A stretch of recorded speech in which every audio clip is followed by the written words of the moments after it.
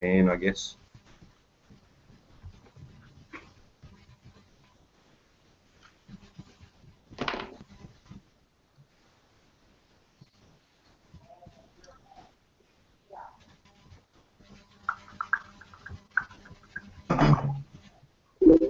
Okay, we are live. Good morning, good evening, good afternoon, good day, wherever and whenever you are in the Full Circle Magic world. Welcome to another live Q&A. Welcome back, magician, creator, controversial magic figure, and brand new television star, Mr. Justin Miller. Hey guys, what's up? How's everybody doing? Well, I'll answer for everybody, mate. We're doing great. Not as great as you by the sound of it. This, I think, correct me if I'm wrong, Justin, this be your third interview with Full Circle Magic? Second. Okay, I thought you'd done one before. We've done, this is the second time we've had a chat, so Right. This will be great to have an update. Yeah, definitely. So now, look, we've had a hard time tracking each other down to try and get this interview on air. What have you been doing? Yeah, it's been very, very hectic, which is such a great thing as an artist and a creator. I've been working on a lot of secret projects, a couple things that I can talk about now, which is the Murphy's lecture I just got done doing with Greg Wilson, and man, we really hit it out of the park. I think I really felt it was my best lecture, not just material and content, but it was really like a powwow session with me and Greg, and just kind of our minds going back and forth. We're convinced that we were switched at birth at some point. I see some similarities. We have very similar. Yeah, it's really exactly. Well, I just went the next step. I don't live in denial. He lives in denial still, and that's what he calls his comb when he pulls it over. So yeah, I don't live in denial. But I told him on the lecture, I said, well, I'm just you older. That's all that is. And he's older than me. So yeah, it was really, really fun. And the DVD comes out in about a month or so. So yeah, and I'm actually doing pre-sales for the DVD. 3.5 hours, 3.5 hours of magic, of thoughts, ideas, knowledge, theory, but not just that. We really changed the of what lecture I wanted to do for a long, long time. Is because every lecture I've ever been to is just I don't care who it is and what they teach, it gets boring. It gets boring with talking and showing and talking and showing, and there's this monotone feel of lectures. It's just this. Cool. And also, when a magician does something, let's say they vanish, I call it the unnecessary awe. It's the moment where a magician takes something and vanishes it, or a magic moment happens, but it's not so like it might just be a retention vanish, right? And the magician stops in the lecture and pauses to get that applause. But magicians watching that don't really want to applause that. They're waiting for something bigger, so they do the. Right, and it's just awkward. It's that awkward moment, and you're like, oh god. So we got rid of that. We got rid of that by replacing it with a live performance of every single trick that I teach that we shot the day before. And then what we did is we went back and forth, like, okay, let's stop there. So let's talk about why you did that, Justin, or Greg, this is why I did this. I want you to see something here. Notice how. So it was a great way to dissect the performances. They weren't edited performances. We went out and got the raw footage, and that was really important to me too. I wasn't trying to look for the perfect shot or the perfect reaction. I was looking for how to show people how to create that perfect moment in that raw situation. And this was on St. Patty's Day in California. It was insane. And wait till you see the performances and the people we get to meet. They were just off the chart. And I'm glad it was that rowdy. I'm glad it was that kind of situation, because it really showed how to handle those situations. So we really changed the format of lectures, and Murphy's has decided, I think, to continue that format now. So it really, really works. Excellent. So there now. Question: how did Justin do a different lecture? We got. Thanks, mate. All good. I'm joking. What I'll do is I'll just read your mind, and then I'll just we'll cross them off as we go. Yeah. Okay.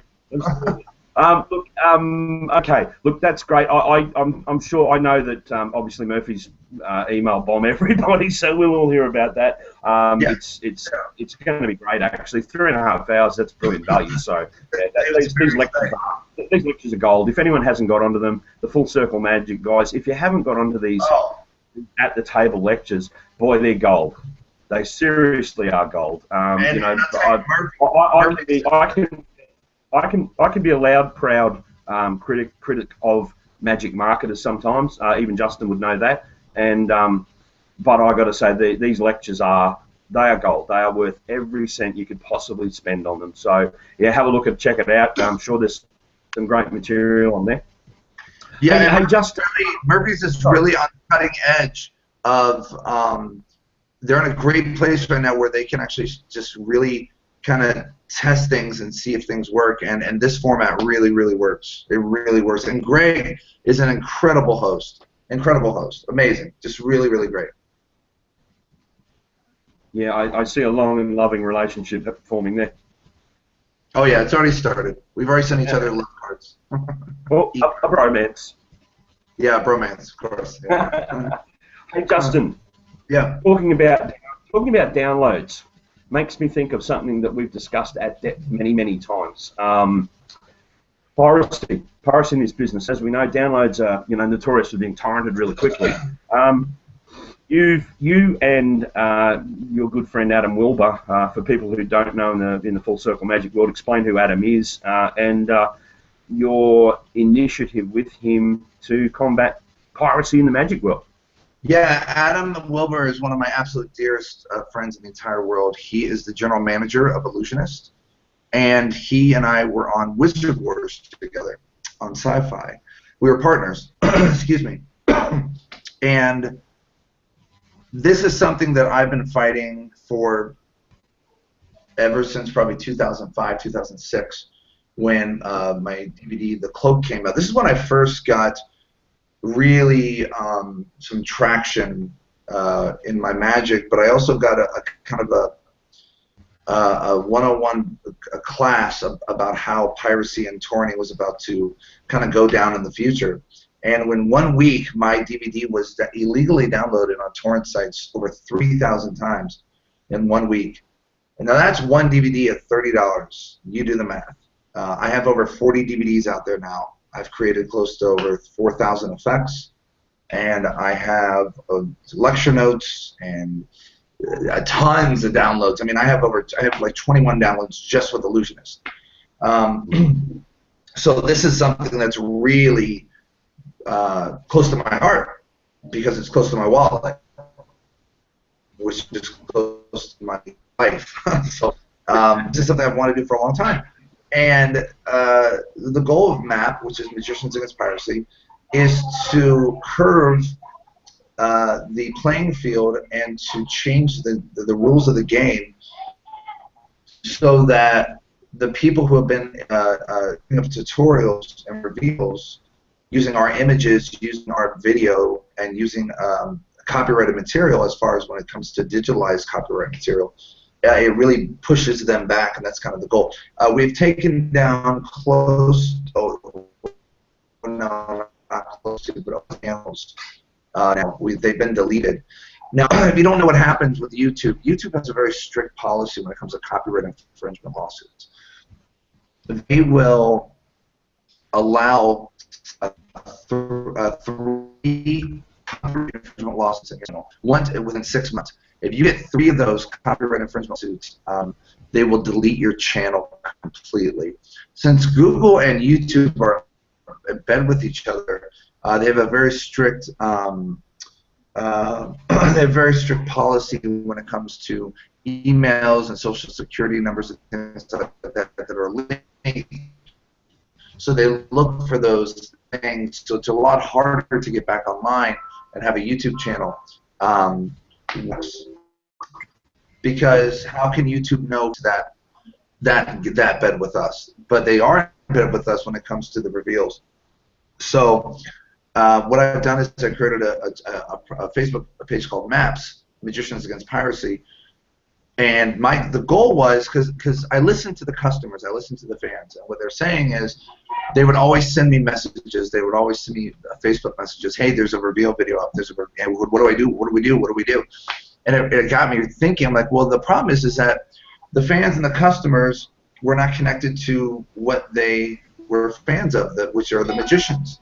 So I created a place where they can connect together and send the messages and send the PMs, because the person who files a copyright infringement lawsuit for you against a channel has to be the owner of the material or the person on the video it's being revealed as on that channel to be able to file that lawsuit. So I can't file something. Me and Danny Garcia were talking about this a couple days ago. I can't file something for Danny.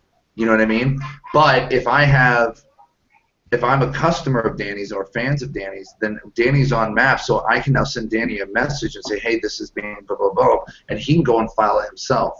Now, the beautiful thing is that most of these idiots who have put these channels up, they end up putting multiple artists up on their page, on their YouTube page, and multiple DVDs, multiple downloads of these magicians performing and revealing the magic.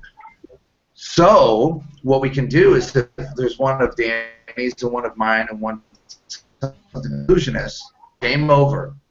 So we have an advantage over these guys because they're dumb and they have their ego and their narcissism of trying to get fame and numbers on YouTube will be their downfall in the end. The savior for magicians in general, I'm hoping, is our networking ability. Exactly, and that's what I wanted to do. I wanted to create a home and a place where they could connect like that. Yeah, you know, I mean, at the end of the day, for anyone on Full Circle Magic who's not sure what Justin's talking about, we'll post a link to Maps afterwards. Pop on over to his page, join, check the feeds. The beauty of, I think, us networking in this way is that, as Justin said, if a creator is the one who's got to register the copyright violation, and you don't know who or how to get in contact with them, I can guarantee you someone on Full Circle Magic does or knows someone who does. I don't think there's anyone in this magic world that we've tried to contact yet that we haven't had any luck with. So, you know, if there's any questions there, that's what we're here for. We aren't just here to teach magic. We're also here to make sure that the art's looked after for the future. Absolutely, yeah, and I think as long as we become the purveyors of this art and of our generation, every generation becomes that, we can evolve magic, we can protect magic, and we can solidify magic in the annals of history. How dire do you put the piracy situation in magic, Dustin? Oh, it's class schedule 1. I mean, you know, MAP is basically Homeland Security for magic. That's what it is. That's why I see it that way. When I envision it, that's how I envision it. Because it really is bad. It's really, really, really, really, really, really bad. When Freedom Pack first came out, probably within the first 2 weeks it came out, there were over 22 channels on YouTube. Not channels, 22 pages on YouTube of my Freedom Pack reveal by different people. That's insane. There's like 10 to 20 hits on every page. If you add up how much Freedom Pack costs. Once again, we're talking about one trick. We're not talking about 40 DVDs. We're talking about one trick. And if that one trick is copied and revealed over 3,000 times, I mean, it hits us creators hard. You know, I went through a long period, man, of just giving this up, saying screw this, I'm not doing this anymore. I'm not putting magic out anymore. I'm going to create. I'm going to sell my services out to people who I know and trust and respect, and they like my magic and they want to hire me for that reason. Then they would be only exclusive. There may be 10 people in the world exclusive that I sell my magic to. And I just kind of weighed out the whole thing. Then that's when MAP kind of started to I first thought of MAP, the concept of MAP, not the name, back in 2007, like I said, with the cloak when it first came out. So I've had it in my mind for a long time. I've talked to so many different magicians, Paul Harris, mostly people illusionists, and just all my friends, Kelly Morelli, Danny Garcia, just all the magicians that I know. And we've all been trying to figure out an answer for this, and at least now we can curve it. We can make the playing field a little bit more fair now. Mm. Where do you see us being able to hit the other side of the market, which I guess is probably the what people call the BRIC economy, the Russian, the Chinese, that type of market where as my friend Stuart Farquhar says, the Chinese say copyright, they mean copy well. Yeah, yeah, it's funny. That's funny. That's a whole different ballgame. That's a whole different set of rules. That is a moral and ethical line, and so you cannot force someone to be moral or ethical in any way whatsoever. They're going to do an action based on what they believe their perception of life is for them. So I can't control that. Nobody can control that. Anybody can go out and do anything they want to, morally unethical or ethical or whatever it might be. Nobody's going to stop them unless it crosses certain legal lines when it comes to these kind of things. And since they're making knockoffs and they're pushing off a way higher rate, and what they're doing now is they're getting smarter. I'll use Freedom Pack as another example. In Malaysia, Indonesia, most Asian countries, they are using the artwork that we had from the beginning, but they're refilming it of them doing it and then packaging it like that. So they're not breaking any law when it comes to the digital copyright because they're making up their own. They're not using our footage. Now we'll prove it. We have the same thing. It sucks. They can put years on it. It sucks. It sucks. I don't know what the answer is. I don't know. If there was a God, if there was a God, and I don't believe there is, hopefully maybe that God could help us out with that situation and create some morals and character development for these people, and they can realize that they're stealing from other people's pockets, other people's ideas, other people's minds, other people's careers they're stealing from, and they're fake people. They're using it for themselves to get famous. That's what we have in this world. We have people who are creative and become famous in their circle because of who they are and what they've done and the hard work they've put into it, and people have recognized that. And then we have the people who come alongside and take that stuff and use it to promote their own fake world and think that they're amazing. And that's just they're full of people like that. And unfortunately, those are the people who get away with it. Mm-hmm. Yeah, I liken it to you say the Freedom Pack they've re-recorded. That's like someone in China re-recording a U2 song and using their cover and trying to say it's a different thing. The music industry would have a field day. Oh yeah, exactly. It's like doing a bootleg version of something and it's not the real movie and they just made a shittier movie of it. Exactly. That's it. And what do you do? How do you fight it? How do you fight it? Well, I think one of the issues we probably need to look at further down the track as a community is forcing change to IP laws. To what? Changing. We have to force some change on intellectual property laws. Oh, I agree, but that's only going to start at the Senate. I mean, and people have to vote for that kind of thing. So if people in that country don't think it's wrong, they're not going to vote for it. See what I mean? That's the problem. Yeah.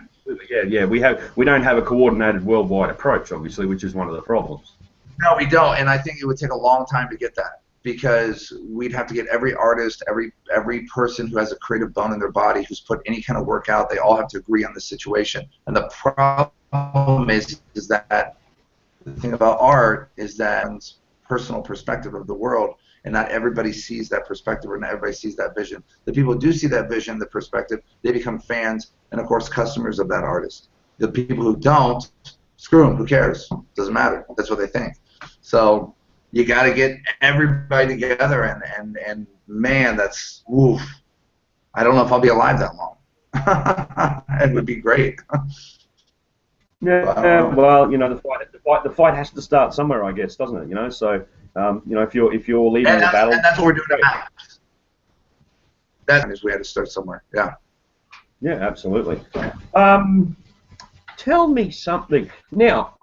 Look, you've done a lot of TV just recently, and starting with Wizard Wars on Sci-Fi. for a lot of people, obviously, on Full Circle Magic, we don't get to see it. We might one of these days. It's probably on YouTube floating around. It's probably been bootlegged onto YouTube as well. Not sure. Sure. Haven't had. Give us a rundown on. Well, tell us about Wizard Wars, and then tell us about your part on Wizard Wars, to give everyone an idea on what Wizard is. Oh, so Wizard Wars is a TV competition show. It's on Sci-Fi every Thursday night. And the whole concept is like Hell's Kitchen. You have to take certain random objects, and you have to make the best magical show you possibly can out of it. The judges are Penn and Teller, Kristen Gerhardt, and of course Jason Latimer. And they judge you, and they tell you whatever. And me and Adam were picked to be on the show. And the show is created by Rick Lax and Justin Flom. Justin Flom's a co-creator of it.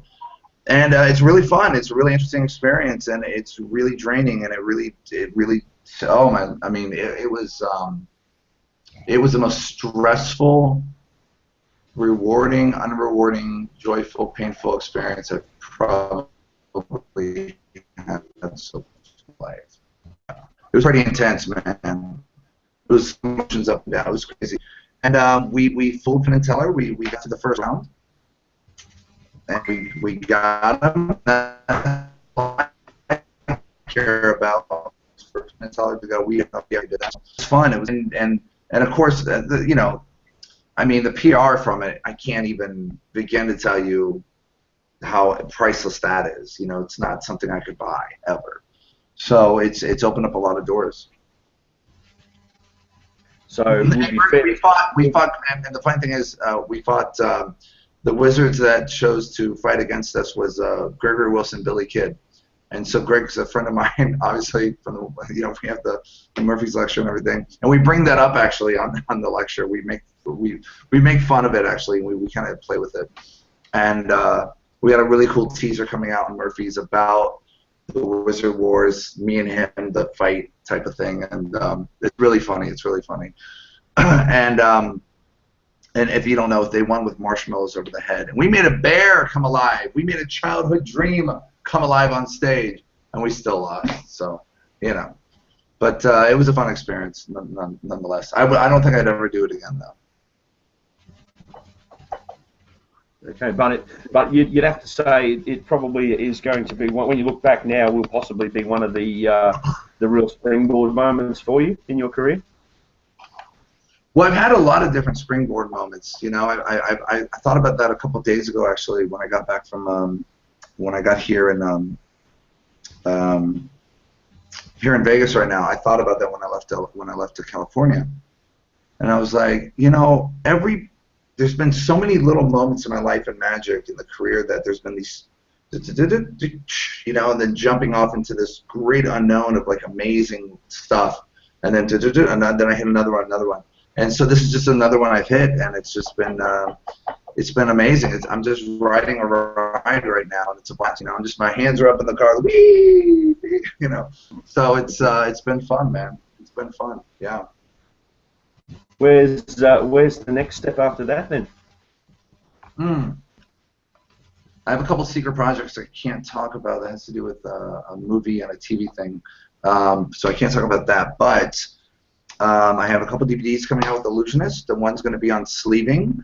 So people know me from the beginning about sleeving. Sleeving's been my thing, and I haven't done sleeving for a long time as far as like doing something as far as like downloads or market-wise. I use sleeving in my everyday work when I'm out and about, and I have the correct jacket or shirt or something. But I'm doing a DVD on sleeving with coins. But it's not just sleeving; it's ditching. So we don't know what to call the DVD, but we're still kind of thinking about this. But it's a ditch DVD. It's ditching pockets, how to ditch correctly, secret ditches. Sleeving is going to be a part of that. Loading things on people's bodies. So it's going to be a really interesting mix of not just magic, but how to invade personal space while getting away with things.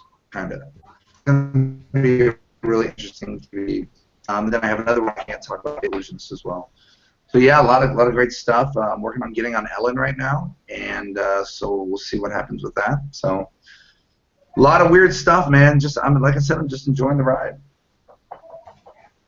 Excellent. I look forward to a sleeving DVD or a ditching DVD. I think for a lot of younger magicians who probably have shied away from it, it's the old cliche of magicians using their sleeves. It's actually funny because when you do use your sleeves, most spectators don't even realise that you might be able to. It's just a cliche for them. Absolutely. It's a reality. If you can incorporate that into your magic, you start doing some amazing things. Oh, absolutely. And I love doing magic when the spectators think it's going in your sleeve. So they think, oh, it's in your sleeve. Then you rip it. No, it's not, obviously. But then when you do sleeve it, they don't even think to ask that question again because it doesn't look like it would be that situation. So it's all about choreographing and methodology, when it comes to those kind of things. Yeah, for sure. So now, you want to take us back? You want to take us back a sec? You said you made a teddy bear come to life for Wizard Wars. What was so the concept was you had a limited number of objects? Yeah, we had 3 objects in the first round, 4 objects in the second round, and we had to create the most amazing piece we can possibly come up with from scratch. And the second round we had teddy bear, footsie pajamas, alarm clock, marshmallows, and a mug. Yeah. Okay, and how much time did they give you to come up with workable routine? I can't say exactly what the time limit is. I'm not allowed, but it's a lot shorter than what you would think. Where most people would take routines and acts and create a show over years to perfect.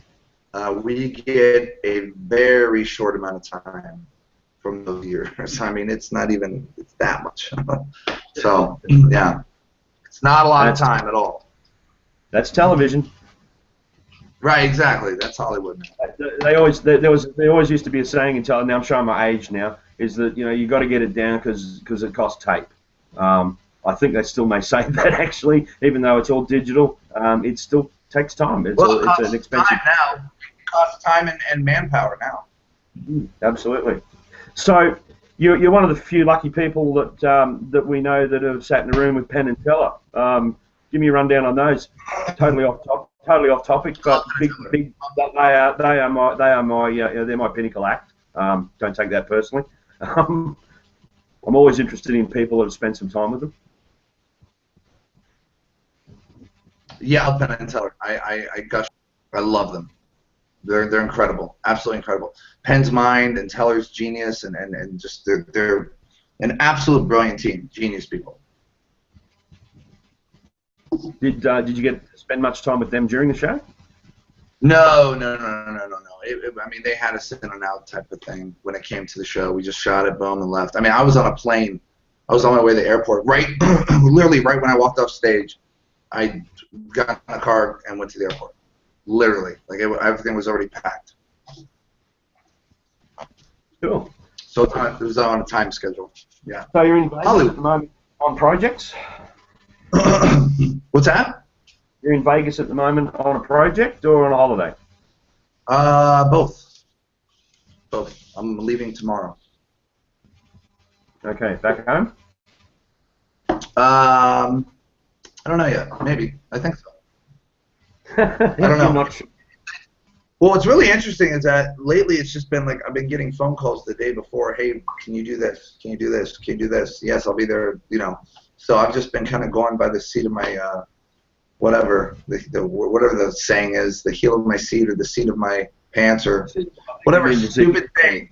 Whatever stupid thing a person came up with that makes no sense. So yeah, that. Fair enough. Hey, Justin, I'll skip off to some questions that we're getting from absolutely. people viewing. Absolutely. So it might be a little bit random. Please. Actually, Alex Borton's got a question. Interesting one, actually. What's your position on spoof magic tutorials? Like, fake tutorials, fake reveals on YouTube. As that, how does that relate to combating, the actual piracy that we're talking about? The more the better. I think as many people put spoof videos up there, the more the better. It's kind of a finger to those other people. So I love them. I think they're funny. Yeah, I think my first experience with them was probably Rick Lax himself. Oh yeah. He was really great at protecting Vertigo. Yeah, it was really, really good. Absolutely, with the mask and everything, it was funny. Yeah, yeah, and I don't think I mean, I don't know, but did it ever get torrented? I don't think anyone could ever find it. He was running people in circles from memory. Oh yeah, it was a nightmare. Yeah, yeah, he was really funny. I mean, and I think it also discourages people once they keep seeing. And that's the other way of fighting this is that for torrents is having people put up fake videos and fake to torrents and fake links. So and make it a long download. So by the time they get a download, they open it up and they realize it's just a big finger at them. That's a great moment for us. We hit another one out of the park. So I have a team who does that, who goes on torrent sites and uploads stuff. So you have a team who does that? Did you say? Mm-hmm. Yep. Okay. Excellent. Most magic companies do. Most magic companies have at least one guy that does something like that. Oh, there you go. There's something. You learn something every day, guys. I'm sure that most of our network, probably our community, probably didn't realise that. I certainly didn't realise it myself. Although, given time to think about it, you would assume that would be good business practice. Absolutely. Well, it's just an idea to come up with and infiltrate that, or to activate that idea. It really is a good idea. Thanks, Alex. That's a great question. Thank you very much. So, back to working with Illusionist again. Do you want to take a few more questions? Do we have more questions? I mean, I don't want to I'm not got any more. There's not many coming through, but that's fine. That's cool. Cool. I just wanted to kind of make sure we get it layered between answering as many questions. Fine. Yeah. So what were you saying about Illusionist? Oh, look, Matt, I was just saying that as far as your... Oh, hang on, where we go? Alex is on the question issue. We'll just chat amongst mates for a while. What I was saying, Matt, is Illusionist. I mean, I always, when I first started back in Magic after a big break, your face was probably one of the first I ever saw on a video screen, and it was always with the E logo behind it. Does it feel like coming home for you? It's really interesting. When I was in California filming the Murphy's Lecture, my dear friend Stephen Himmel and I got together, and he was saying the same thing. He's like, dude, you're the first guy that I really started following an Illusionist. You're the first one I remember. You're the one that got me, whatever. And I started thinking about it. I was like, I was the first one to have a lasting career with that company to continue on, because at the time it was Kevin Parker with Revolution and Corey King with King's Rising. That was the only two artists that Illusionist had, if you want to call them artists at the time. There was never really a lot of promotion about them. It was just, here's the trick, whatever. But I was the first one that they kind of said, here, let's give this kid some more stuff. Let's give him a more, a bigger background to work through. And yeah, so it's been really interesting. It's been I love Illusionists. I love Brad. I love Adam to death. Peter, Daniel Madison, all those guys. The new guys, Lloyd Barnes, all the new guys that are working. I think Illusionist has always been on the cutting edge of new magic and new ideas, and they're very particular about what they put out and who they put it out with, and those kind of things. So I've seen that company mature and evolve just as I have matured and evolved throughout the years. So I'm always willing to put my hat with Illusionist, 100%. But I'm also not stupid, and I'm a subcontractor, so I don't just put something out with one company. I always put something out with at least a couple of different companies, obviously to raise my own awareness with other people who maybe don't know me. And that was the reason I did the Bold project with the downloads, because it had been so long since I put something out with E that there was a new generation of magicians arising, and I wanted to hit those people as well. So it's been really interesting and fun. Yeah. Bold project was something pretty successful for you, obviously. What's that? The Bold project was actually probably obviously one of your more successful projects. It was really, yeah, it was really an interesting project. I love the Bold project. It's a lot of great material, and it really is thinking when it comes to methods. Like, you see a lot of weird methods on there, and it's kind of where I'm at right now with methods and how to do things, which is interesting because I have a trick that I want to show you guys. Do you mind? Yeah, absolutely. Yeah, please. So this is something I did at the Murphy's Lecture. And this is probably one of Greg's favorites that he really dug. So I start off and I tell people, I said, this isn't really good. This isn't like a great trick. Like, it's not David Copperfield or David Blaine. It's more like a got your nose type moment. So if you bear with me, I'd appreciate it. So here's how we'll do this. So they would have a card selected. So let's say that's the card. Okay. And I obviously would not know what the card is, and it goes back in the center of the pack. You say, I'm going to try to find the card. Your card's going to jump to the top of the deck. Your card, the 9 of hearts. Is that correct? 9 of hearts, sir. 9 of hearts. Yes? No. No, that wasn't it. See, I told you this trick is stupid. So let me do another gotcha moment. Sorry, it's not that good. But watch this. This is really interesting. Watch. Isn't that weird? Isn't that weird? I know what you're thinking. I know what you're thinking. I'm using my thumb. But I'm not. I'm not using my thumb. It's just oh, this thumb? You think it's this? Okay. All right. Okay. I apologize. Here, I tell you what. Let's do this. I have a better idea. We'll try something else. Watch. Isn't that amazing? You're not impressed at all. I can tell. Okay. Okay. Let's try this. Let's try this. I'm trying to impress you. I told you it's not good. I did tell you that. Okay, that's a little weirder. What was your card? Do you remember? It was the Jack of Spades.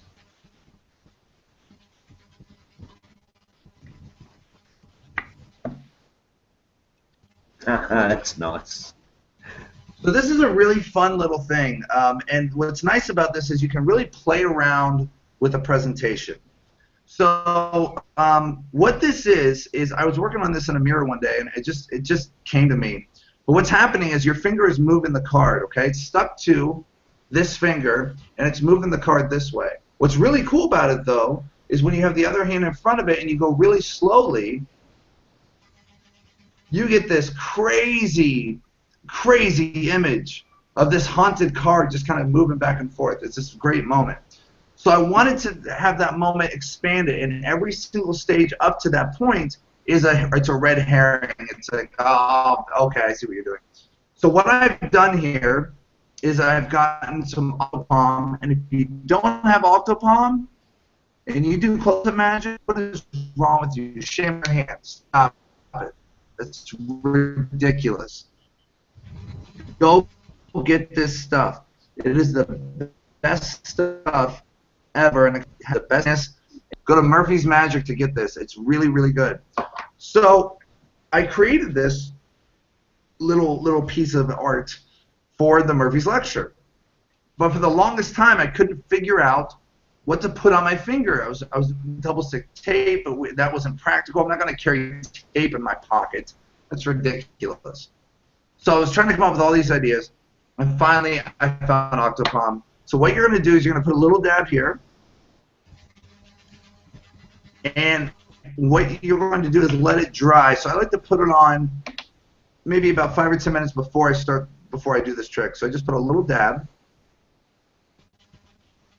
and I spread it out a little bit, and I wait for it to dry. Now it'll dry in about maybe 40 seconds or so. Okay, and so we'll do this. I'll do reverse jazz hands. That's what we'll do. And you want to get it off this finger. Just rub it off so it's not on this finger. You're now going to take your thumb as you're talking. So this is why you're talking to somebody, whatever. Hands are in front of you. You're just going to casually do this with your thumb to get a little bit on here. And then as you're talking a little bit more and get a little bit on here. So you have it on this thumb, and finger of the left hand. The nice thing about it is you can handle the cards very smoothly. It's not going to hurt the cards. It's like double stick tape but reversed. It doesn't actually stick to the cards. You have a card selected, looked at, shown. I'm now going to do a move that everybody says they created. But Howie Schwartzman supposedly came up with this move, but I don't think he did. And it's a great move. It looks like it goes into the middle of the deck, just like that. But it really goes on top of the deck. And so all I'm doing here is I'm pushing in a couple cards from the bottom. this now card's out the top. When that happens, it looks really, really, really good that it's going to center. Once I get a couple cards there, I now just slide this on top. At the exact same time, and this is important, as I push this card forward, this finger is going to close everything up and tilt at the same time. And the illusion looks perfect. It looks like it's gone in the middle of the deck. And I say, this is how I present. I say, you know, it's not a really good trick. I'll try it. It's like, got your nose, you know. So I want to build it up to a point where they're like, oh, that's not good. Oh my goodness, what's happening? So I pause and I point to them, and that's when I get a break below those two cards. What was your card? Turn over the cards, and that's not the card, obviously. I cheated. I dropped it, so I was going to do that. I might as well. It's at my disposal. But what you normally do is just turn it over, take off the top card, and put the deck away. Now you want to create this kind of red herring. You want to give them false explanations and make them think that they know what's happening. So it's going to go like this. You're going to put your fingers together, these fingers behind, and notice that I'm not touching this with the finger yet. I'm not forcefully doing it. And there's a reason why. I don't want it to stick yet prematurely. So I bring it up like this. Now remember, I have a little bit on this thumb, so I start moving the card around with that thumb. And which is funny because you can see the joints move and everything. So you're not trying to fool them. You're trying to reel them in. And you go, look, isn't that amazing? You're like, you think it's my thumb, right? You go, no. And as I say that, I push with the thumb on this one. I go, no, it's not my thumb. See, look how stupid you feel. And then of course, ha ha ha. And you say, oh, this thumb. And that's when I switch everything. I grab it here, and now I press on this with this finger. As I press with the thumb, but I press with this part instead of the sticky part, so this ensures that it's going to stick onto this finger now. I say, okay. Watch this. Now I push it together against my hand. I'm going to let go with the thumb, and I'm going to blow at the same time. And now they think I'm just blowing on the card to keep it pushed against my hand. You go watch. Pretty amazing, right? Pretty good. Like, ha, ha, ha. Okay, we'll do it one more time. Watch. You're not impressed. Okay, how about this? And then I slowly move everything away. I lift my thumb up slowly as I let the breath go back so it looks like it just happens magically. Now there's a conundrum. Now there's a conundrum because before it's the thumbs. I've shown it was the thumbs. Before it was the air. Now all of a sudden, what is it? Now what is it holding this card up? So now when this moment happens, you say, what was your card, by the way? And they name it. Let's say two of spades, right? You now move this finger behind all the way. And because everything's in front here, it doesn't look like you're doing anything. Look how beautiful that looks. They see their card. It's now changed. As you start to grab here, you have this situation. As you start to grab the card here, your finger comes over and gets to the exact place as it was before as you turn it over and hand them the card. That's great. Now, don't take this the wrong way. That would drive kids crazy. Sure, of course it would. Of course it would. Hey, I have a nice subtlety for you that you may want to think about incorporating. Okay, so your hands are loose like this. Stop.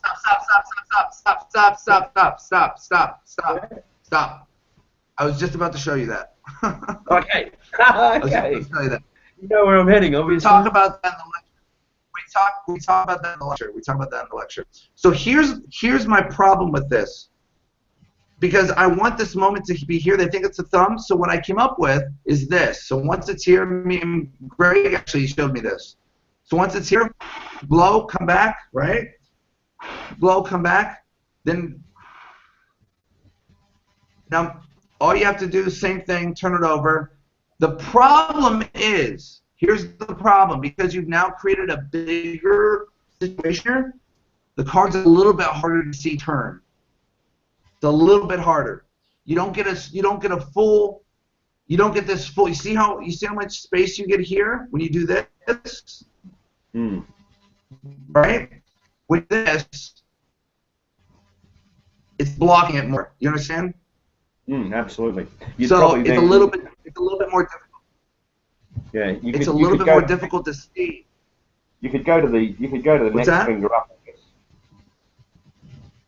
You Probably you can't because this finger doesn't.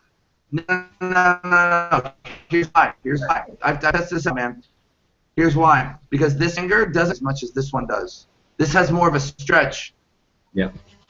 So with this finger, I'm not getting the full turn. You understand? I'm only getting that. That's all. That's the furthest it's going. With this finger, I can get this thing to turn all the way over. Oh, it's sweet. It's sweet. Absolutely.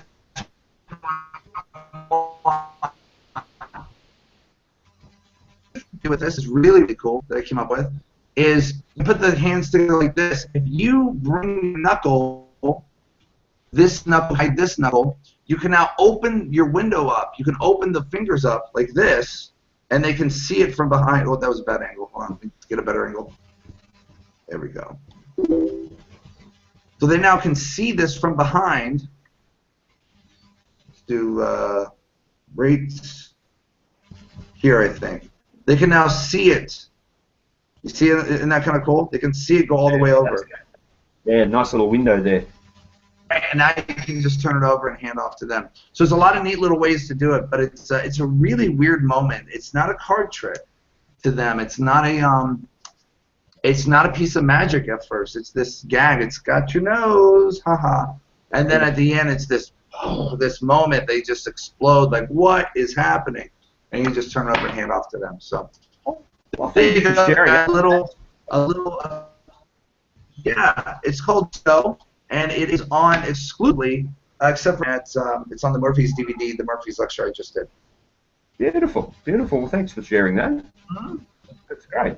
I'll smack back to some other questions. Sure.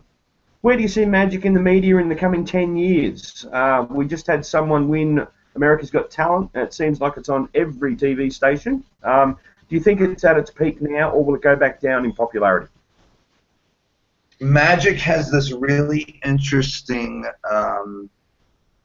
lifespan, and it does like a 10-year stint and a 10-year. It's really weird. For 10 years,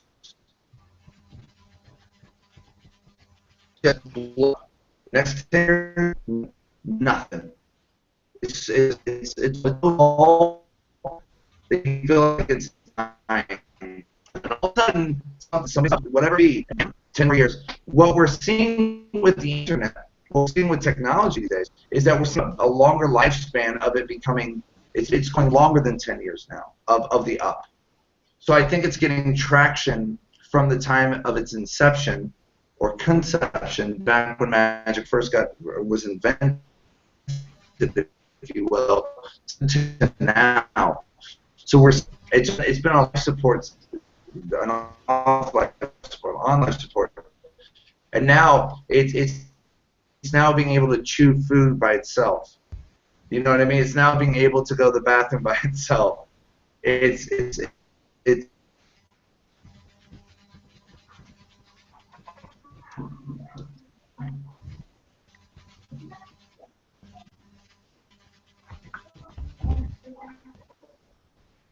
Just going through a bad connection point at the moment, guys. Just bear with us. Not sure whether you can hear me, Justin.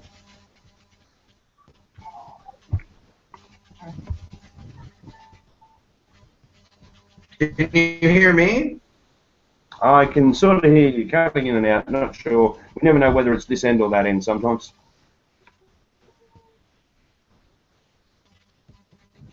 How much of a delay is it? I think I might have you back now. Yep, got you back now. Are you there? Are you there? Yeah, you guys are I can hear good from this angle. Can you hear me right now? Yes, yeah, I can now. Yep. Okay, good. I think it was on the delay there for a while. It had like a minute or 2 minute delay. Yeah, yeah. Gender terrible. It's that they talk about magic media. We complain about a bad connection when we're talking on a 12-hour delay on a time thing on the opposite side of the world. Yeah, yeah. We'd still be waiting for the fax to come through 12 years ago. Oh, I mean, even 30 to 40 years ago, the amount of information it takes within 1 second to get across from one place to another now would have taken 30 years. Look at it that way. And that was back in the 80s. I mean, look, I tell the story, Justin. I learned computers when I was in high school, but the computer programming I learned when I was in high school happened on cardboard pieces of card that size, where you had to do X's and O's and X's and O's, and then run it through a computer. 2 plus 2 took a good week. It's amazing. It's amazing how we've evolved. It's incredible. Absolutely amazing. Yeah, we live in a really cool time right now. Look, I think, and that's an interesting point in itself. I always say to people that I think the internet has been, and I'll ask you the same question of you I ask of everybody that I interview, because I have my own opinion on it. Social media, friend or foe? Friend, 100%. Social media is like a wild animal that you bring in as a pet. If you don't know how to handle that animal, if you don't take classes and learn how to handle that animal, your family will end up dying probably, or something really bad is going to happen and that animal will take over. So if you bring a lion into a house, you better know how to handle a lion around a 5-year-old. You know what I mean? So I think it's a great thing for the arts. I think it's a great thing for what I do in general for marketing and creating magic. Some people might not think that, but I do. Yeah, look, social media, I think done well is brilliant. Done badly, it can be awful. But you know, yeah, I guess it's for me. I've always seen pretty much what you have. It's a way to communicate with the rest of the world, to tell everybody what I'm doing, not to hear about what they're doing or their problems. I don't, I've got enough problems in my life without taking them online. Well, so many people use Facebook as a diary, and that's just stupid. True. That's dumb. Yeah, true. Yep. I mean, you've basically, to be fair, you've created an audience from Facebook, certainly from all social media. Yeah, I was one of the first to really kind of do that. I mean, I saw that this was a great place to. It was really a jumping off point for that kind of thing. In the beginning, people started. Not everybody, but some people were calling me the Dane Cook of magic, because Dane Cook did the exact same thing with MySpace. He used MySpace to connect to the fans and he was the first comedian that ever did that. So I just kind of went on his heels with that concept with magic, and I used it for social media with Facebook and with newsletters and with Instagram now and Twitter. And I look at everything that comes out. And I'm not on every network thing, because that's ridiculous. I don't need to be on all those. But, the main ones, the heavy hitters is Instagram, Twitter, YouTube, Facebook, and then, of course, my website, my personal newsletter. And I have a little over 40 to 50, I think 50,000 people now on my network. So that's impressive numbers. Not bad. I just had a quick tip come through, which I'll share with everybody, and you may not already know it, but I'll share it with you anyway. Quick tip for Octopalm. Hand sanitizer takes it right off, as long as you're just using it very sparingly. Oh, that's great. Oh, that's great. Very nice. Yeah, you definitely you don't put a ton on. Just a dab will do you. That's great about the sanitizer. I did not know that. That's really great. Is that your tip? No, it comes through. I'm presuming that's from Alex Borton. I'm not sure who sent that through, but it's a message that's come through from him. So saves having your hand stuck to the steering wheel. Whoever put that question through, very nicely done. Great tips there. Yep. Okay. I'll have a really quick one. Now, I can't tell you who this is from because it appears to be in Russian, I think. You got to love Full Circle Magic, you know. I'm sitting here on a Sunday morning talking to a dude on the other side of the world on the previous afternoon, taking the question from a Russian. On Saturday. I'm Saturday, you're Sunday. Yeah, that's right. We are time traveling right now. How cool is that? Think about that. I know. Wrap your head around this concept. We are literally time traveling right now from different parts of the world, different time zones, different days. We aren't even even in the same parallel dimension. Boom, mind blown, mind blown. Yeah, absolutely. So, question from a Russian person who, well, I think it's right. Look, I'm not going to say Russian but it looks like Russian. And this is going to be a really vague question, but I know you'll answer it.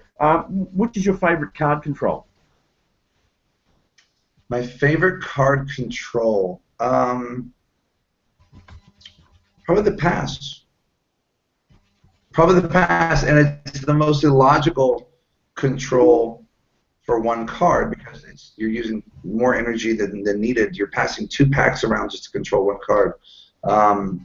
So when it comes to that, I would say the pass. Now, a single card control would be my side steal. So I would do a side steal for that. But I love the pack at the same time. Now that's really timely. That's really timely you say that because I was just last night actually rereading some of Gary Ulay's book about on the pass, called The Pass, and I recall John Rackenbaum was saying it was like a pass was like using a look, I can't remember the way he put it now, but it was basically using a sledgehammer to kill a flea. Right. Right. Although he was possibly one of the best exponents we have of it. Yeah, absolutely. And he would know. He would definitely know. So I'm along the same lines, but I still like my pass because like I said, I do it right in front of them. I tell them to look at the deck while I do the pass. That's a classic pass. So I like that kind of thing. That's a classic pass you talk about. It's a combination between a dribble pass and a little bit more work. What it is so let's say the card has been selected, it's controlled, 2 of hearts. I don't know if you can see that. 2 hearts, there we go. And so what I do, when I do the pass, I turn my body at the same time and dribble. And the pass is done. I've already passed it to the top. So, and the quickness of my pass. So I'm squaring up, and I'm just doing a regular pass, just like that, but I'm doing it in the action of turning.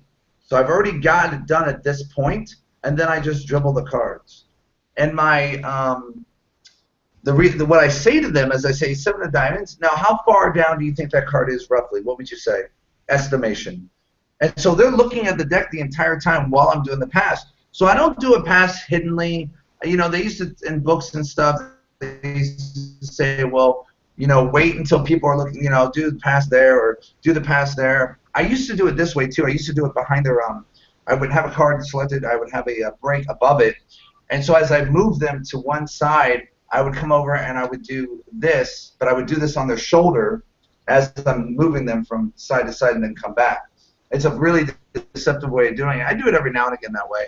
But I like the point of them being able to see the card, look at me, I ask the question, and then it's already done as I turn. And the reason I'm turning, supposedly, psychologically to them, is to give them more of a better view, which is funny because I'm not. I'm just doing it to hide a big motion. You know, the big motion, the smaller motion covers the bigger motion. The bigger motion being, of course, yeah. The Charlie A pass is probably more common among stage magicians, obviously, because when you're working on stage, you tend to reposition spectators more organically, and it's a great opportunity. Yeah, and you know, to do a pass on stage is so easy.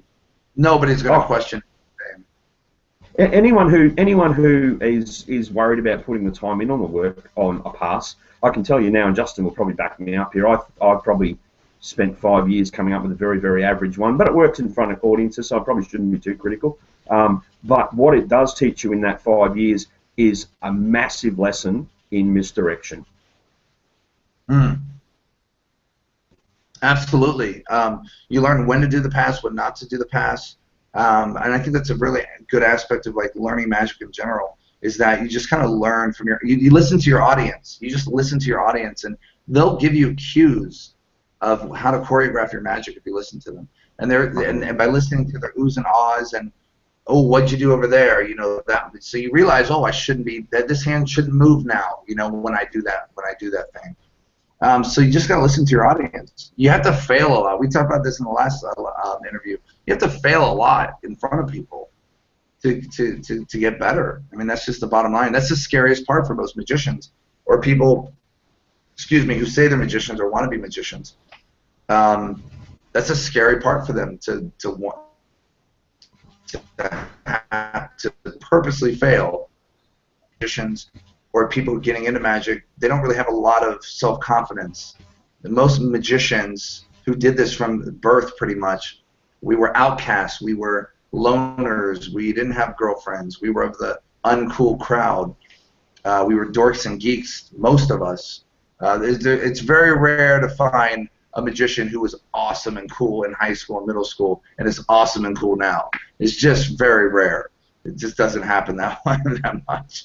So we are a band of degenerate misfits. Enjoy the party. That's what we are. Absolutely. I often say that magicians are a strange mix of massive insecurities teamed with a huge ego. Right. There's a conundrum there, isn't there? Absolutely. Absolutely. I don't know how the two gel, but when they do, it's magic. Right. Exactly. Steve Friedberg's got a really good question, actually, and it's one that's close to my heart. Do you believe too many people pay far more attention to the latest, greatest effects at the expense of classic magic, and is it a good thing? I think magic needs to be categorized when it comes to what comes out in the market as what's the best method.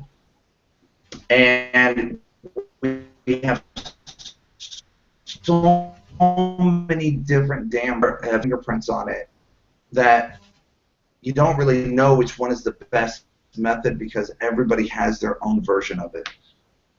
And hopefully it resonates to magicians buying these things that go, oh, well, that's better because it can be done in the hands. That's better because less of you is involved and more of them is involved, or whatever the method might be. So I don't look at it anymore as classic magic and modern magic because, let's be honest, what we're doing now will be considered classic magic 20 years down the road.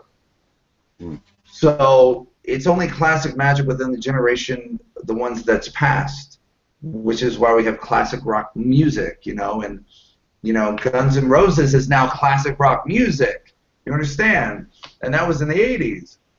So people are looking at Guns N' Roses now as our dads and moms looked at Led Zeppelin and looked at Robert Palmer. You know what I mean? So classic is really it's an undefined term over history, but it's a defined term within each generation because we give it that meaning. So I don't look at it as classic. I look at it as what's better? What's a better method? If you have a better method. I just put an Instagram video up, and we'll talk about my Instagram stuff. But I've been doing a lot of Instagram videos lately. It's kind of my passion. This idea. He's been kicking it out of the park. But I did one where I put the deck inside the box, and then I just rip up the box and throw everything up. So you see the cards go in the box, and I just rip immediately. No camera tricks or anything. And so, if you have a better way of ripping up a deck of cards in a box, show me, tell me, put it out. I want to see it because if it's better than mine, I'll do your version. I don't think that we have too much ego in our art where well, just because it's my version, I want to keep it. But if there's something better, you got to remember, and you understand this, when we do magic, we're doing magic for audiences. We're bringing them into a place of mystery and wonder and astonishment. Magic's not for us. It's not for us. What's for us is the response from magic. And for people like myself, it's the creation of magic. It's the birthing of something new. I think magicians get confused a lot of times. So when it comes to classic, when it comes to modern, if a better version of something I'm working on, I want to do your version because it's going to be better for our audiences in the long run, and they're going to see better magic. So I think it's really interesting. I think there should be another part of magic where we just take the best methods of each plot and kind of put it on another website. You know what I mean? And just solidified. And if somebody comes with a better one, they get kicked out and the new one comes in.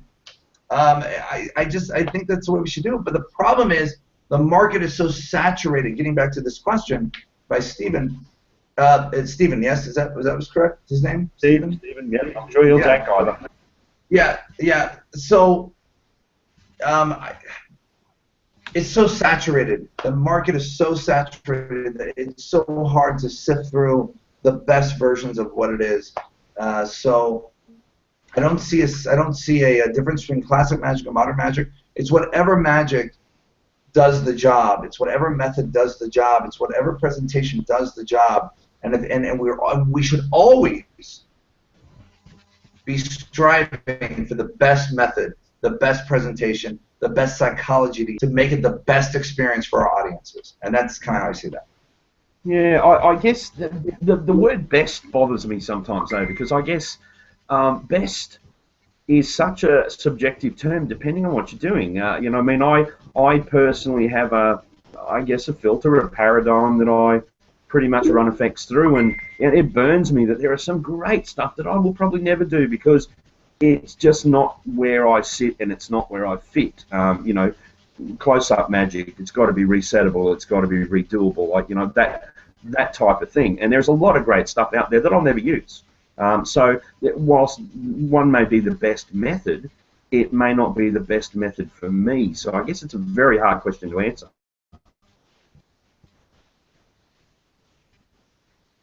I don't think so. I think you're looking at it wrong. I think you're best for you. I don't like. I do magic that I don't like. There's a couple things that I do I don't like. I don't like to do it. But you know what? The reactions and the response from the audience tells me that I got to keep doing this because it's a really good trick. And if I don't like it, doesn't mean I shouldn't do it. It just means I should take a look at it and go, okay, is it about me? Yeah, no, probably. Yeah, probably. I may have said that wrong. It's not about. Yeah, it's not definitely not about what I like, but it is definitely about. There are certain things that need to be inbuilt for me to be able to do it on a regular basis. That's all. Sure, it's got to be. If it has a gimmick, the gimmick has to work perfectly. It's got to be indetectable. It's got, you know, a lot of different criteria. And, you know, me and Gregory were talking about this over the weekend. Is that when we put something out, I really stopped putting things out that were half-assed. I mean, I used to put stuff out just to put stuff out. And we were talking about this, and I said, you know, that's kind of a maturity level of coming as a creator into the market, is that you learn that you don't just put out anything because you created it. You know, not to do that. So now everything I put out, I can possibly be. I want it to be the destroyer. I want it to be a solid piece of magic that people will do, and if that means impromptu and the gimmick's not as good for impromptu, then it's going to be impromptu. If a gimmick is better for that, then it's going to be gimmicked. So there's a lot of different variables, and I understand what you're saying. When you purchase magic or create magic, there's a lot of variables and factors that go by of whether or not it's release worthy, or whether or not it's even sharing worthy. I have things I haven't shown anybody, not one single magician that I do in my regular stuff, that because it's mine. I never want anybody else. I want because I know what will happen. People start doing it, and I don't want them to do it. So what? I want to save that for audiences. So what advice then would you offer to? Look, I'm going to say younger magicians in general, but not totally. What advice would you give them when it comes to coming up with something that they think's really good and then rushing to release it? Your advice? Every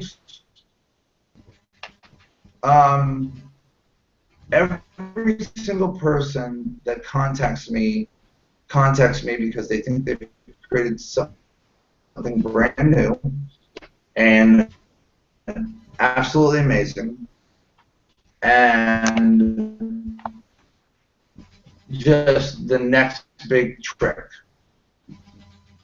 And then I watch the video.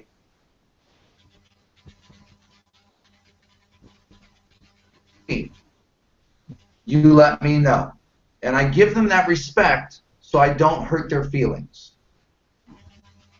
So they can answer the way that if they want me to just, and a majority of people are like, no, tell me the truth.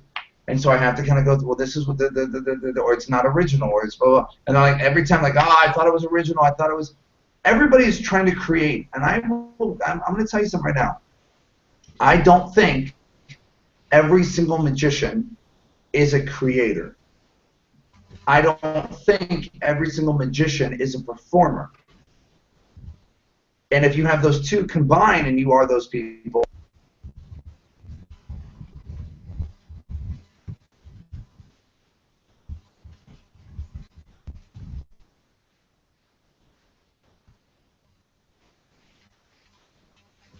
It looks like we just lost Justin. He'll be back up in a second. I'll contact him on Facebook. Okay. Oh, there, he's coming back in now. Here we go.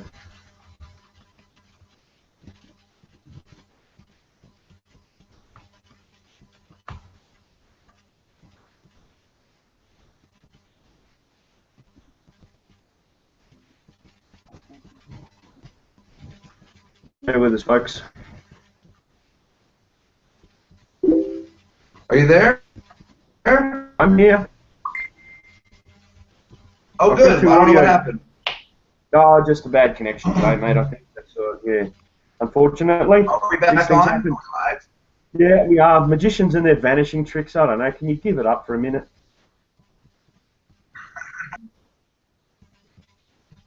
I can see. I can hear. You go. Right.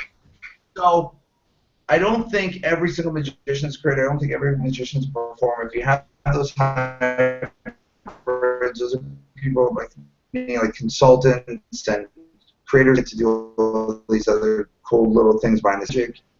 Don't worry, it's okay. Don't let it. Don't if you can't. I mean, the emails and the PMs I get all the time are, magic is so hard to create. How do you do it?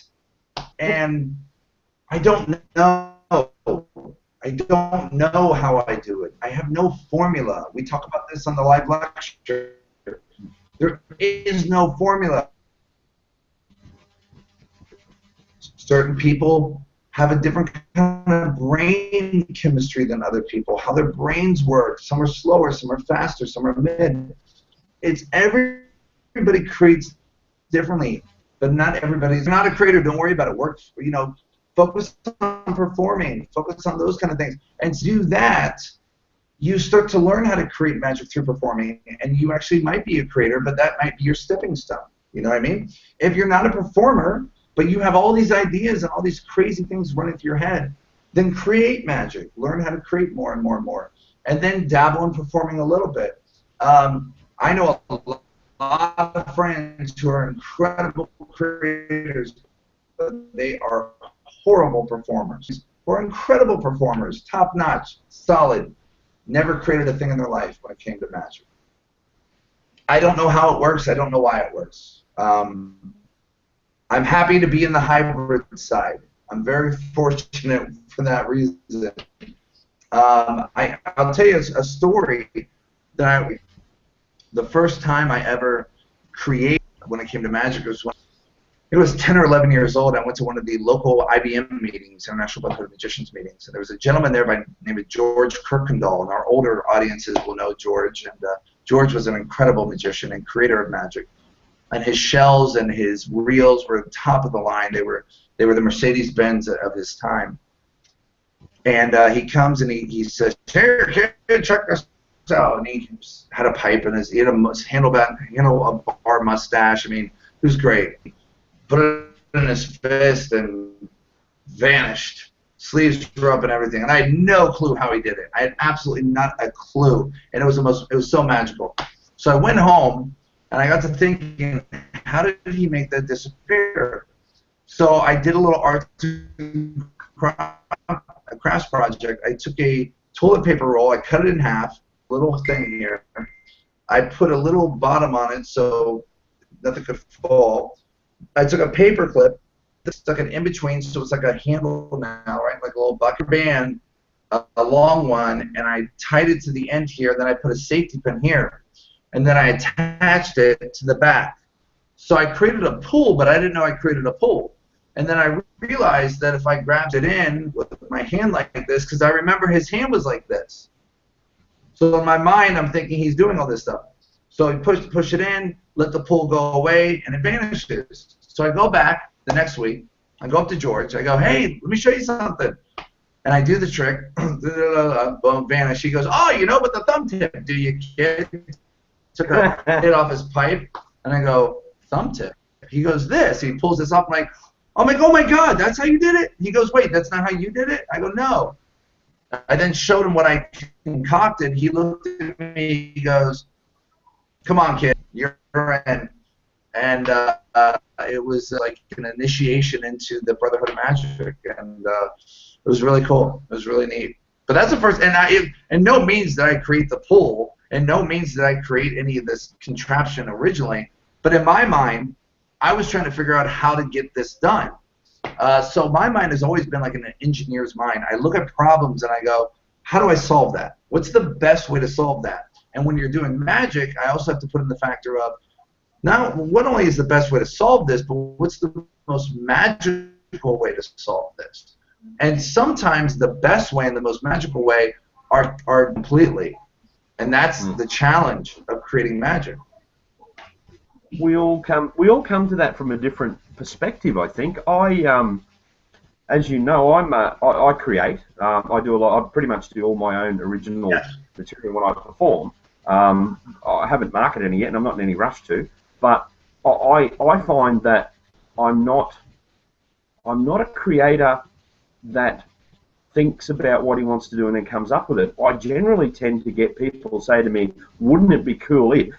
And then my brain goes, "Yeah, wouldn't it? Let's come up with a way to do that." You know, so I guess how many times have you listened to your audience say something like that? Dude, that'd be so cool, right? Yeah. Well, absolutely. To answer the second question about is it a race? Getting back to the second part. Yes, it is a race. Me and Gregory are talking about this. Every single time we create a piece of magic, it is a race to the market. An absolute punch in the head. I got to get this out first. We're not dealing with rocket science here. That means that people are dealing with the same plot or they're working on the same plot. They might come up with the same idea. So we got to put that out as fast as possible. Get my name on it. Bam. That is a reality. The problem is that's now a hindrance to people coming up in magic seeing that. So it sucks because we don't have a community where another person goes, unless you're friends with those people, you don't really know how to contact those people. So if I know that Blake Voigt's working on a new idea with a torn and restored lamp, and I have 5 versions of the torn and restored lamp, and we come together as friends. Only 5, yeah. I'm like Marlo but with lamps. It's weird. So we come together, and since we're friends, since we know each other, one of us might come up with the idea and say, hey, let's do a collaboration DVD. Let's do a collaboration project. And now we've taken our combined ideas, and now we're like, well, let's see if there's other people that have the ideas in the torn and restored lamp. So now we look for other magicians who are creators, and if they do, bring them into the project. Great example. The new thing. Great product. Amazing. B. Smith is on there. Andrew Gerard is on there. Bro Gilbert is on there. This is a collaboration. And I guarantee you it's because they all had different ideas to use with this product, with this effect. So if you don't have that connection to those people, how do you know where to find them? So now you're just kind of out in the ocean hoping nobody takes your trick. You know, when Freedom Pack first came out, this is a great example. Freedom Pack first came out, right before it came out, we got word from somebody somewhere else, and like, hey, another guy's got something really similar to this, and I'm just letting you know it came across my desk. So we had to move up the Freedom Pack release by a month because of that race, because of that rat race that we were in. So yeah, that's the reality, and yeah, it sucks. But yeah, so it's the first time I come up with something and I'm like, boom, boom, boom, and I got it down. See, that's the hardest part, right? Coming up with it, now doing development and research on it, now going out and actually performing it to see what kind of reactions you get, to see what needs to be tweaked, to see what needs to be honed. That takes years sometimes. And now we live in a marketplace where years doesn't cut it. Danny Garcia gave this answer one time, and I'm going to parrot it because I connect to it, so I own it myself. Is that people asked him in an interview once, it's like, how long does it take you to, from start to finish, how long does it take you to create a trick, research and development, go out and perform it, and then market it? He said, well, before I became who I am today and the kind of notoriety that I have, it would take years and years and years. But because I'm so used to seeing what's good and what's not good just naturally now, I can look at something and go, that's going to be great. I can look at something and go, that's not going to be good. I know the processes I've been through before. I'm so a part of that world in my head only that I can look at something now and go, I got this. This is great. I go out and perform it twice. I know it's going to be perfect. And that's all I need. A couple times, and I know it's good. You know? But I can look at other things and go, that in the back burner, hoping nobody comes up with it, you know, until I come up with a better method or a better, you know, presentation.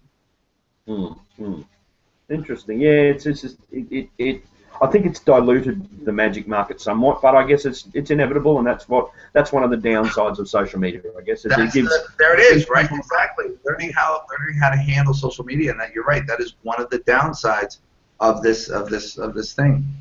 You're right. Interesting. On the electronic side of things, what's your take? Let me see, John Shimko. What's your take on the technology magic? So iPhones, iPads, that type of thing. Neat guy on I think his name's Simon on YouTube that does iPad magic. He's been on Ellen and Today's Show and all these places. That's an amazing routine.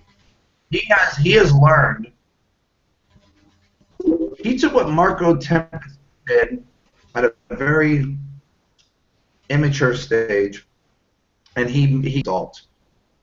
And he blew me away, absolutely fried me, when he took the picture and moved it from there to Ellen's frame. And then I was just like, what the hell is going on here? Love this guy. Loved him from the beginning. And he doesn't do all original stuff. He's doing other people's iPhone stuff and Shin Lim stuff on his. He does a lot of Shin, different people come with iPhone stuff. So he's not like totally original, but he's doing an incredible magic. It's a fine line. It's a fine line if you're trying to present a piece of magic in reality and using technology as a visual aid, where sleight of hand would have been before. You know, it would have been used before. I mean, I have tricks with phones. Smile. I did that on the lecture, the Murphy's lecture. So I've been doing Smile for 6 years or something like that, and that uses a phone. I also have the other 2 phone apps that I have that I absolutely live by. I'm going to plug these because this is so good. Is Greg Rostami's. I think that's how you pronounce his name. I Predict is beautiful. It's a list of all your contacts. Then you have one contact here, and you say to them that you are you just got back, and you met this person. She's a really interesting person. Her name's Kristen. She lives in the Hollywood Hills there.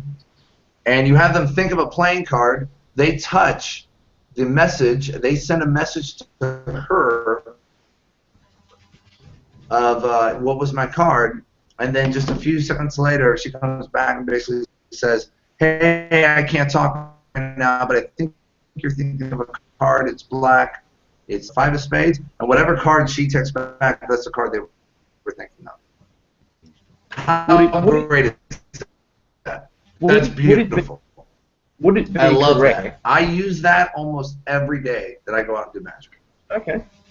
Would it be correct then to say perhaps that the effective technology magic is the one that melds magic back into reality? Wow, very nicely said. I like that. It definitely, you start off in reality, you then go into Wonderland, and you now take Wonderland and push it back into reality with the results of what happened in Wonderland, but now it's in reality. And now they have to process this in the moment. Brilliant. Absolutely brilliant, sir. That was a great assessment of what I did not say or wanted to say. It's great. Yeah. I love it. I mean, I see that in I, Simon's Act. It's you know, it's using technology in a way that people understand, and then it's turning that technology back into real items that, you know, in some cases come actually out of the technology. It's real tangible objects. Whereas technology, Absolutely. I think, what frightens people. I don't like, and I think this is where it would fall into a separate category. I don't like when Simon does the milk thing into the iPad or that kind of stuff. That's insulting your audience. You're insulting your audience. You're saying, I hope you're dumb enough to really think that I'm pouring milk into a picture. And to me, that's not magic. That's a gag. And I don't think gags and magic should ever be roommates. Ever. Ever. I get really pissed off when I walk into a magic shop and I see gags next to magic. I lose it. I absolutely lose it. It drives me crazy. It's one of the biggest pet peeves I have when it comes to those kind of things. So if you're going to do a gag, do a gag. That's fine. But if you're going to do magic, then do magic. And don't put gags with magic. Just like I don't think cardistry should go with magic. They're not the same. It shows skill. You don't want to show skill. You want to show magic. There's a difference. Skill tells people how you did it. Magic allows people to think differently and to maybe wonder a little bit, have astonishment in their life that we all live. So I think, and I make a joke about this in the lecture. I say all cardistry is the magician's ego trying to get it out.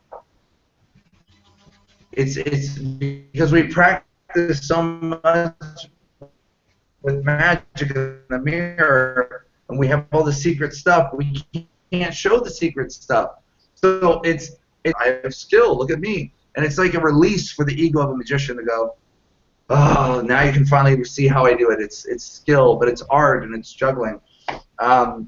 It just doesn't belong together at all.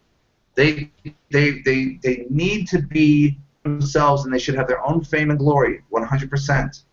I'm not against cardistry. I think it's a great piece of art. I think it's amazing visual stuff to watch, but it's not magic. And I will defend that, and I will fight it, and I will prove it is magic. Or people who say, well, no, I use cardistry to insinuate my magic. That is the dumbest, most laziest excuse I've ever heard in my entire life. That makes no sense. Yeah, look, I'm a bit the same. I'd have to say I slightly disagree with the gags magic thing though, only because of personal experience. As an 11-year-old going to a magic shop that was also a joke shop to get dribble glasses and to get flies in ice cubes and fake doggy do. To then see a Svengali deck perform for me the next time I went there is where I ended up doing magic. So I guess that love of the gag led me to where I am today. But that has nothing to do. You're confusing the issue because that has nothing to do with magic and gags being together. That has to do with your experience of how you witnessed each one differently. So it has nothing to do. So you don't disagree with me. You just have a different experience. It has nothing to do with the argument. The argument's simple. Magic and gags should never be connected in any form whatsoever, because here's the problem. Because this is where audience members make the assumption that you are a clown, or that you only do kids parties, or you're only, and that's why have you ever done this? Have you ever heard an audience say, "Ooh, show me another joke"? Mm-hmm. Do another joke. You must. Okay, that's offensive. You must be the magician. You're wearing the red. Now, where do they get that from? They get that from magicians doing gags and making magic look trivial. And I think I think that's a nail in the coffin if we want to kill this art quicker than anything. That's why we try to separate ourselves from clowns. We try to separate ourselves from clowns for so long. We have to. We have to fight this battle in people's minds of seeing good magic and experiencing good magic. It's a hard enough battle as it is, because that assumption is generally there, I guess. What about Alex wanted to know? What about gags and red herring? Gags is a red herring, meaning what? Look, I'm not sure. That's Alex's question, but I guess what he's saying is, as perhaps I'm assuming, perhaps there's false explanations along the way, a la your card effect, I guess, that you just showed everybody. Well, that's not a gag, though. That's not a gag. A gag is rubber chicken. A gag is fake vomit. That's what a gag is. A gag is a whoopee cushion. These are just red herrings. A red herring's not a gag. You can't put those together. So they're not even equal to each other. A red herring is trying to pseudo show somebody how they think it's done, and then take their assumption and then blow it up to something completely opposite so that you've actually got them again. So, a red herring isn't a fake pile of dog doo-doo. It's not the same. Yeah. No, I would see a red herring, I guess, as pretty much as you did in the card effect, in that you're giving slightly false or the feeling of slightly false explanations along the way. Yeah, they're real explanations. Yeah, they're real explanations, but the way that I present them, they're false explanations. It's kind of funny. Yeah. But yeah, that's exactly what you said. That's a red herring, 100%. It's not a gag though. Yeah. yeah, okay. I promise not to give you a dribble glass when we have a drink together. Thank you. I'll know if it is or not. Well, look, enough drinks. They're all dribble glasses, aren't they? Let's be honest. I hear you. Justin, now I know we set our limit at an hour. I just noticed we've ticked over an hour and a half. Do you want any more you want to cover, or do you want to keep talking, or do you want to? Are there any more questions? Yeah, actually, no. I just got a message from Alex saying like a rubber chicken to a chicken. I see the line in the sand he is drawing. Thank you. Nice. Which is actually a pretty cool effect.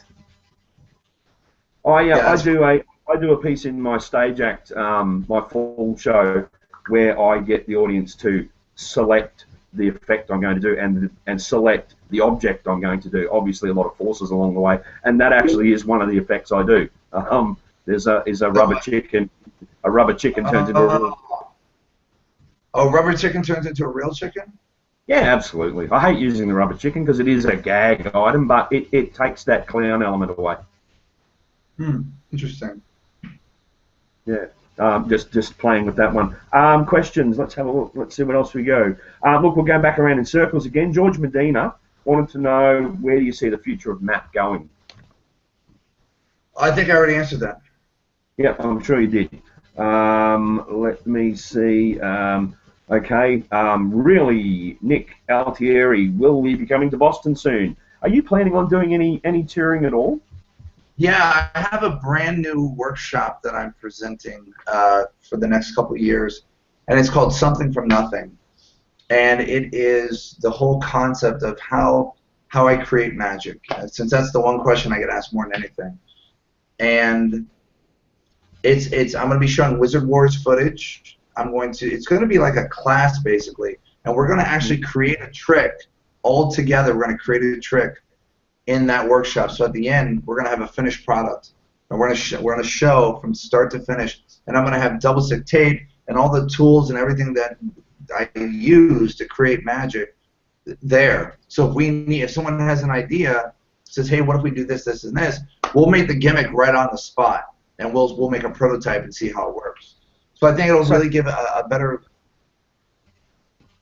Yeah. No. What I was gonna say, Justin, is before we went live, when we were having a chat, you and I were both agreeing that lectures, 3.5 hours of lecture is really good value and it's great. But when you're sitting through it, it can get boring.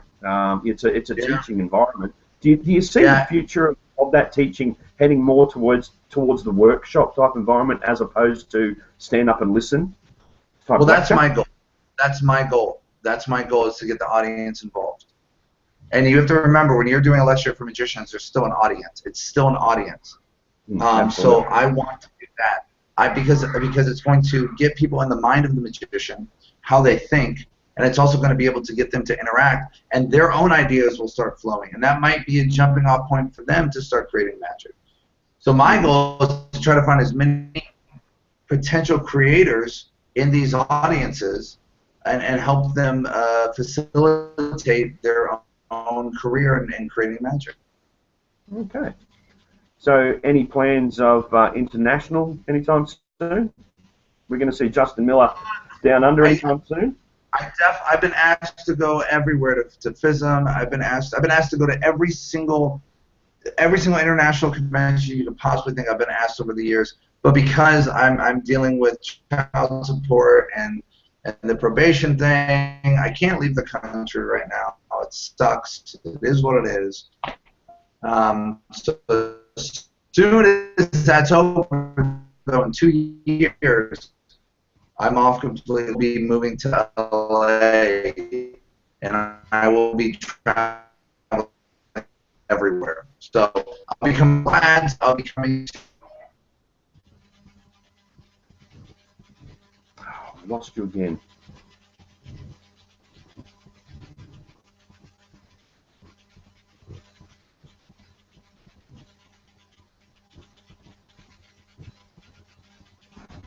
Yeah, looks like I'm having communication issues again, folks.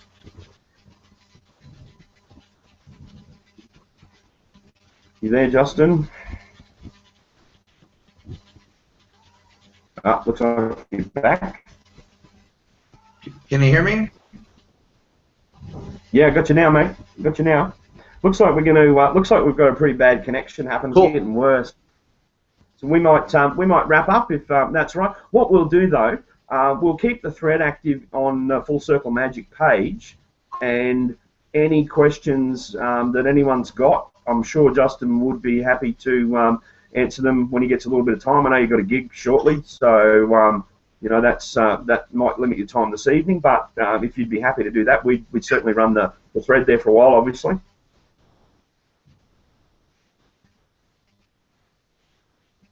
Yeah, absolutely. I'll get back to those probably, or maybe Monday. No worries. All right, guys. Look, thanks very much, Justin. It's been great catching up again. We shall have to book in a 6 monthly. I think the way we're going. Guys. Yeah, it's fun. We'll definitely see each other in about 6 months. One of these days. Take it easy, man. See you guys. Thank you for joining us. Thanks, Justin. And thanks to the Full Circle Magic World.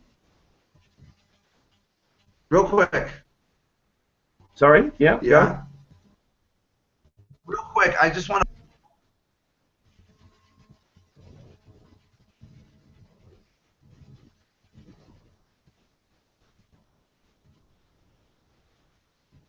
to... Try again, Justin. I couldn't hear audio then. I just want to plug my Murphy's DVD. Oh, absolutely. Go for your life. Yeah, definitely. So you can get my Murphy's DVD at my website, justinmillermagic.com. Right now I'm running a pre-sale on it. There's only going to be 100 copies. We've already, I think I've sold over 40 in the past day. So they're going quick. But it's 3.5 hours of magic. It's myself and Gregory Wilson for 3.5 hours just jamming on magic, coming up with ideas and showing live performances. And it's so much fun. We had a blast shooting it. And we're really excited to see the outcome of what it's going to be. And there's no editing except for cuss words and things like that we, you got to expect some stuff. And we kind of wanted to use that as an example. And we talk anywhere from magic to life. Gregory is just funny. He's so funny. We have great chemistry. So I think you guys are going to really love the way that we jive together. But check that out, justinmillermagic.com. It's on the front page. And thank you for supporting my magic. I really appreciate it. And I got a lot of cool things coming up soon that I want to show you guys. And follow me on my Instagram, which is JM Astonishment. My Twitter is, and then of course my YouTube is Endure Miller, ENDUREMILLER. And of course I have the Facebook page. And of course we have Map. I think they're gonna put a link for Maps as well. So love to have you guys aboard. And look, we'll put a link up on there to your website for the DVD as well for the lecture. Oh, cool! Thank you. I really appreciate that. Thank you, guys. Well, welcome. Cool. Admin approved. Bye. Guys, admin. Thanks, Justin. Talk to you soon.